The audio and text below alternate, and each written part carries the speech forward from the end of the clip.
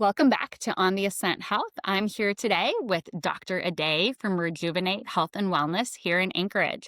We're talking about hormones, perimenopause, and why so many women are told your labs are normal when they absolutely do not feel normal. Dr. Ade shares her own story of hitting a wall in her early 40s and how she finally realized she was in perimenopause and what she does now to help women get real answers using optimal lab ranges, lifestyle, and when appropriate, hormone replacement therapy. We also talk through what symptoms to pay attention to, how to tell whether it's hormones, thyroids, or blood sugar issues, and why stress, sleep, and gut health matter so much more in your 40s and 50s. If you're local to Anchorage and listening in real time, Dr. Ade has an upcoming live event, a workshop on perimenopause called Balanced and Blooming, the Midlife Hormone Brunch for women who want to take back their energy, mood, and metabolism. Check the show notes for more details on that. And now let's get into it. Welcome to On the Ascent Health. I am here today with Dr. Ade, and we are talking about hormones. Absolutely. Very So, excited. before we get started, can you share a little bit about yourself, what your background story is, how you got into this? Sure. So just backing track a little bit, 2020 was the year when the pandemic was happening. There was a lot of stress, a lot going on. I was working 12-hour shifts, being really exhausted, homeschooling my kids and all of 12 that. hour shifts And doing. yes, so I was doing 12-hour shifts doing COVID testing. Okay. Exactly. Diagnosing and treating people who were sick. But at the same time, I started to notice those changes in myself. Like, I'm unusually tired, joint aches, vision changes. And then I thought, well, maybe it's just stress, right? So I started trying to take care of myself better, but I'm like, stuff, I just didn't feel like myself anymore. Then a couple years later, I'm like, this is not getting any better. Yeah. Recovery, slow recovery from working out. I love to exercise. Weight was piling up, joint aches. And then, it took a couple of doctors to tell me, hey, you may be going through perimenopause. The first one said, here's blood pressure medication. Yeah. That'll How old were probably you at fix it. that point? I was 40. Okay. So that was 5 years ago. Yeah. So then, I turned 41 in 2 days. So I'm 40 right oh, now. so you're, So yeah, right there. So that's why I'm so interested. and it I'm like, looks what is different this for everybody. perimenopause is I coming? know. Right. Exactly. So, and that's where I started to kind of, peel the layers down and realize that I was actually going through perimenopause.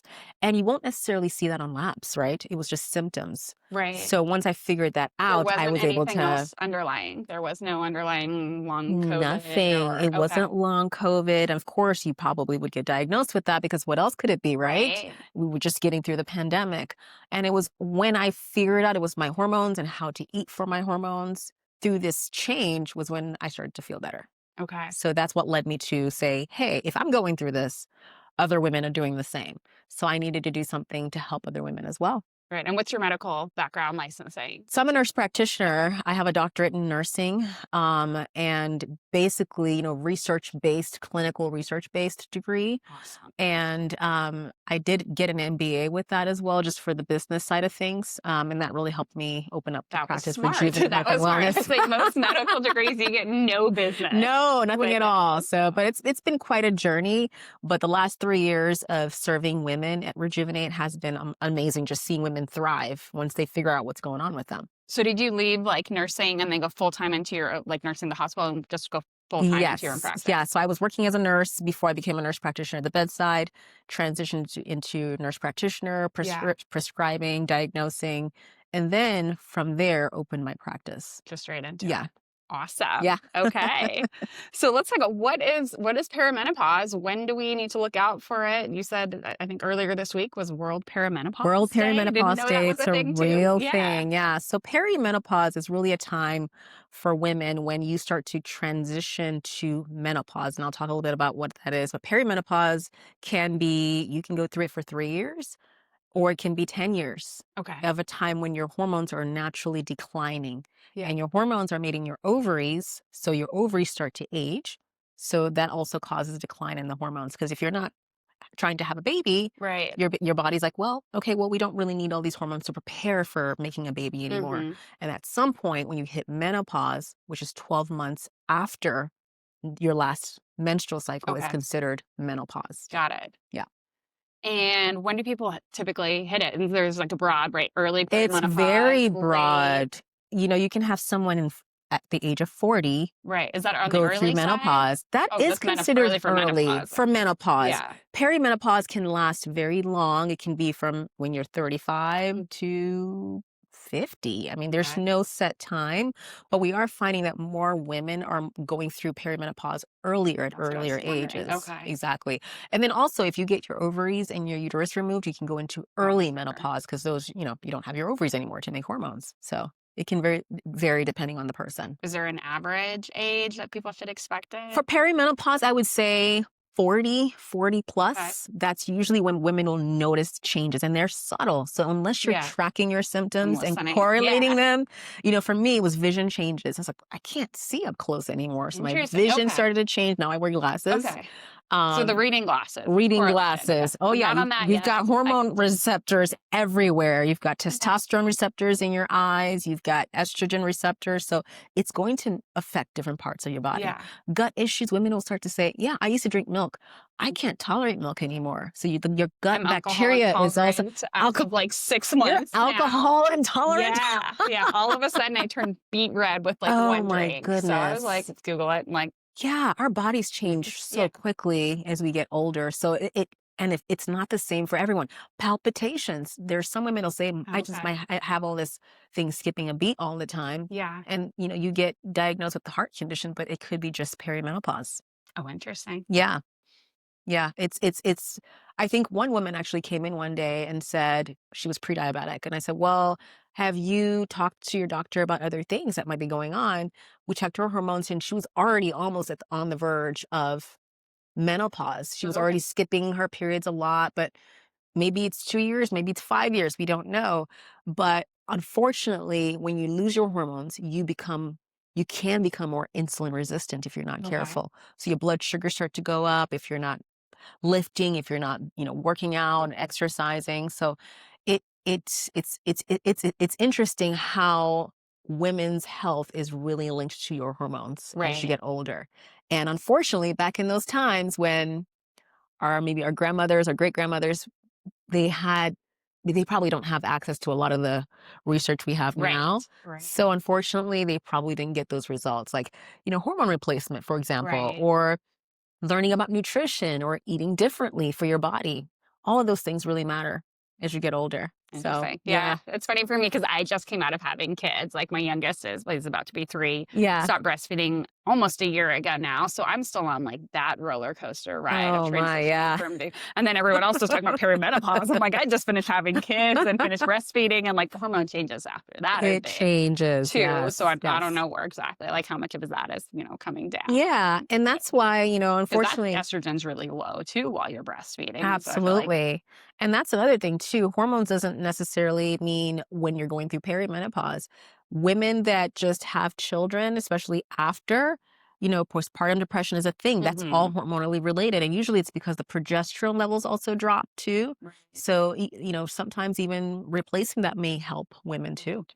Yeah, Okay. yeah. So yeah, our bodies are very tied to your hormones, and I think the biggest thing for women to realize is if you think something is off and you're not really getting answers, you're just been handed a prescription. It's time to kind of Dig start deeper. thinking about what else could be going on with me. Are you tracking your symptoms? I encourage women to write things down. When are they happening? Is it when after I eat? Is it when I have bad sleep? Yeah, All of those things correlate and help you figure out what's going on. got it. Yeah. All right, let's see what we got. Okay, what are the true symptoms of perimenopause? Like, and what are things that are symptoms that might actually be something else?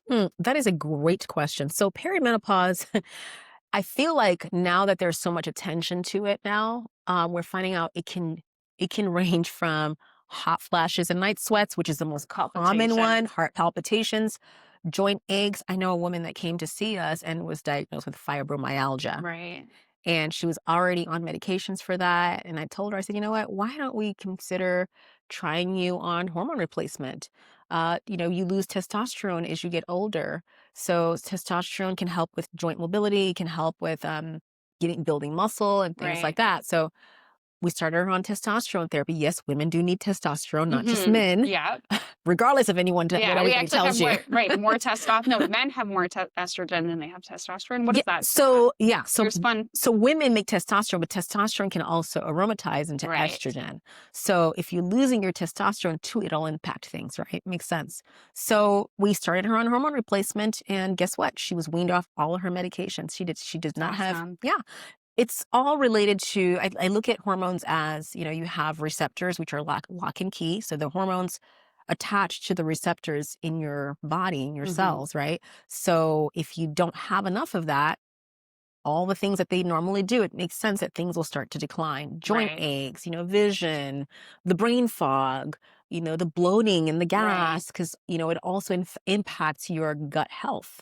So the good bacteria probably have less of that too. So there's a lot of inflammation. Women start to gain belly fat, which is Right. another common symptoms of Yeah. perimenopause, is you lose your estrogen, belly fat gets more, especially if you don't have a very active or healthy lifestyle, it's Right. even worse. Or if you have stress, right? Or if you Stress have contributes stress, to the central. absolutely, stress Yeah. is another thing. Women are so stressed. Yes. Yes, we are. I agree. We're Yeah. stressed human beings, and it's like, how can we take things off of our plate so that we can take care of ourselves, so that we can take care of other people? It's something that I'm so passionate about. It's like, Mhm. if you, I look at it as, think of what a rich woman would do. A rich woman might have like a nanny, Mhm. A and house a cleaner house for sure. cleaner. Yeah, I'm not saying go all out, yeah. but think about some things you can take off of your plate so that you can be able to do the things you want to do so that you can thrive, right? Right. So you're not doing all of the things. It's kind of exhausting. All of the laundry All of with the the kids. laundry Yep. and Definitely. and business owners and all of the above, right? Yeah.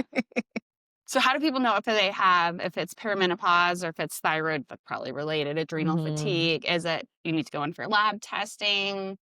Yeah, so I always encourage women to try to write down things as much as possible, because if you just come with vague Right. symptoms, most of the times you could get misdiagnosed, because not everything shows up on labs. But if you, let's say, track when you eat a certain food, when you're stressed, is that when you have those symptoms?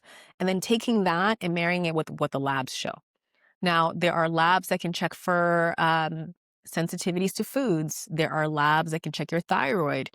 But the way I practice is I don't look at just the conventional range. It's, Mhm. are you functioning best at this optimal range, right? If you have this range, are you on the lower end of the range, or are you on the higher end of the range?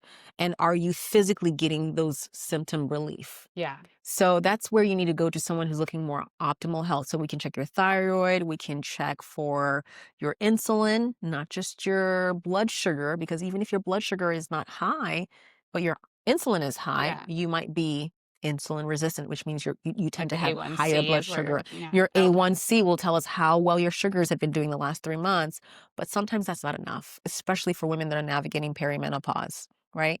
Brain fog is one of those things. If you're having brain fog, maybe your Mhm. blood sugars tend to be higher, Okay. right? So if you're not processing sugars very well, you're crashing at 2 p.m., at 3 p.m., you're Yeah. tired because maybe your diet isn't high in fiber and protein. Those are the things that help stabilize your blood sugars versus, grabbing a cup of coffee and Yeah. not eating till noon, but you're eating all the carbs. Yeah. So I encourage women, symptom relief, symptoms plus the labs, Okay. and sitting down with someone that will take a holistic picture at the So what whole. you do a bunch of different labs and So tests. there's a lot of tests. So we do thyroid testing, we check your hormones, and just mind you, hormones are just a snapshot in time, Right. right? And they fluctuate during the They day, during the fluctuate. month. So when people say, "Well, let's get your labs checked," it's something for us to look at, and sometimes they are revealing, right? Especially if you are menopause, your follicle stimulating hormone and your luteinizing hormone will be very high. And the reason why they're high is because the brain is still trying to talk to the ovaries. Hey, you need to spit out Do some more something. estrogen. Come Yeah. on, it's too low. So that can tell us that, yeah, you are probably getting to menopause or you're already there.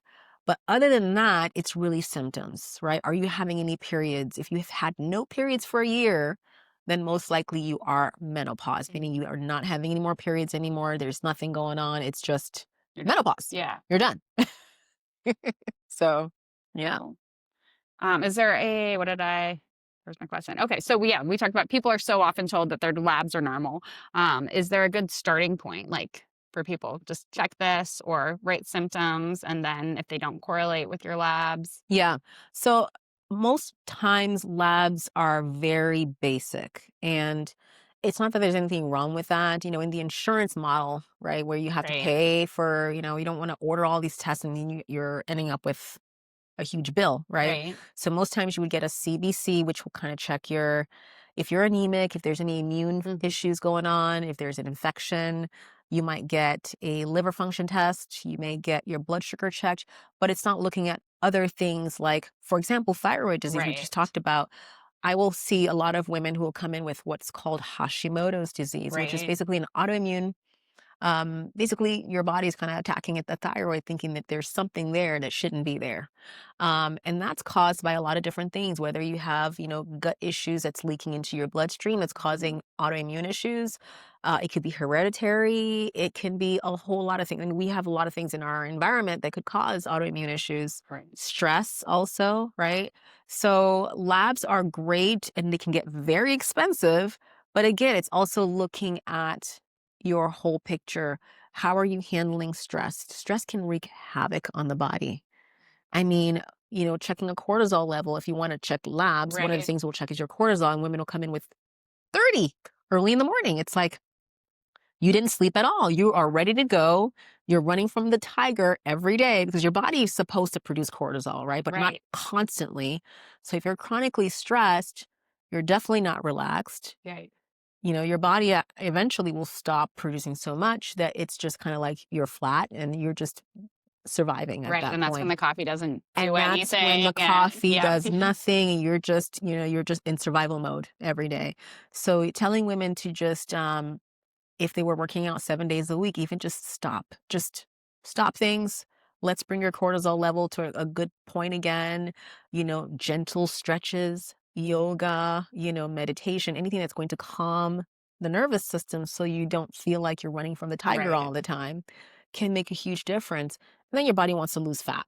But you're not going to lose fat if your body's prioritizing keeping you safe. Right. So that's one thing. And then also, lifestyle wise, how are you, what's triggering your eating habits? That's a huge thing. If you're someone who's used to eating, fast food every day, how can we start to turn that around to heal your gut so that even though you're navigating perimenopause, um, it won't be so pronounced Hmm. if you fix your diet. Alcohol is another big bad thing for perimenopause. Okay. Most women want to relax at night, Right. but One glass unfortunately, of wine you it think would can be okay, it but can worsen right. the hot flashes, unfortunately. So And affects sleep and affects the dramatically. sleep too. So you're already reducing your progesterone as you get older. When you start to drink, that can also make it worse. So Right. trying to have a little bit of a balance. Occasionally, that's fine, but not on a routine basis. Right. Got it. How often do you have people recheck their labs, like once you're going? So once every, it really depends on the person Mhm. how much, but I would say at least initially maybe every 8 to 12 weeks. Okay. Pretty Because frequently because things can yeah, change. if you are on hormone replacement about 6 to 8 weeks, we check in with you. Are your symptoms getting better? Because sometimes, the hormones need to maybe be increased. Usually you want to start low and, increase as needed if you're going to be on estrogen or progesterone or testosterone. If we're working on just healing the body, I think once a month Okay. to get in, check in. How's it going? Are we tracking your foods? Because most of the time we're coaching these women through what they're going through. So Mhm. they need that hand holding. And some people literally it's every 2 weeks. Oh, wow. Yeah. Like if you are, when it comes to disease, and you don't know where to start, it can be very frustrating. I've had women who were on multiple medications and they're just like, is this what my life will look like for the rest of my life? Help Right. me. So they need the hand holding to say, this is how we're going to start to eat. How about we take this out and replace it with this? So people like that need a little bit more hand holding and coaching. Even Jennifer, our PA, her baseline is integrative psych, so she Okay. helps do that mental health too, Cool. reframing your mind about how you look at food, how you look at your body. Stop focusing on that number on the scale. Right. That is not. the healthy way. So there's a lot of our minds play games on us. It's like all of those other things that we believe, but it's reframing and reshaping your thinking too. So yeah, but as far as labs, I would say at least 8 to 12 weeks, and then monthly, and then maybe every 3 months as we get more stable with your labs. Right. And so that's something you can manage all of the Yes, medications and what. So that's nice with correct. your doctor of nurse Yes. practice.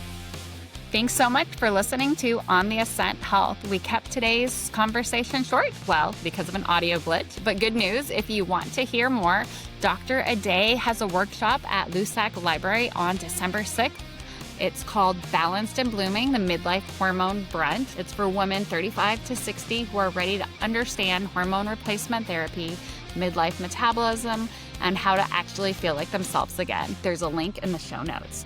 If today's conversation with Dr. Ade made you think, okay, something is off and I need better answers, you can learn more about her work at Rejuvenate Health and Wellness by visiting her website, rejuvenatehealthak.com. You can also listen to her sweet podcast called The Modern Midlife Collective. If you enjoyed this episode, follow the show so you don't miss what's coming next, and share it with a friend who might be in the thick of perimenopause and feeling alone. Thanks for listening to On the Ascent Health. The views and opinions shared by guests on this podcast do not necessarily reflect my own or that of Ascent Health and Performance. The information provided is for educational purposes only and should not be taken as medical advice. In the next episode, Marissa Scott of Aspire Med Spa dives into radiofrequency treatments, from face and body to vaginal rejuvenation, and how blending aesthetics with health creates the real results. Until next time, onward and upward.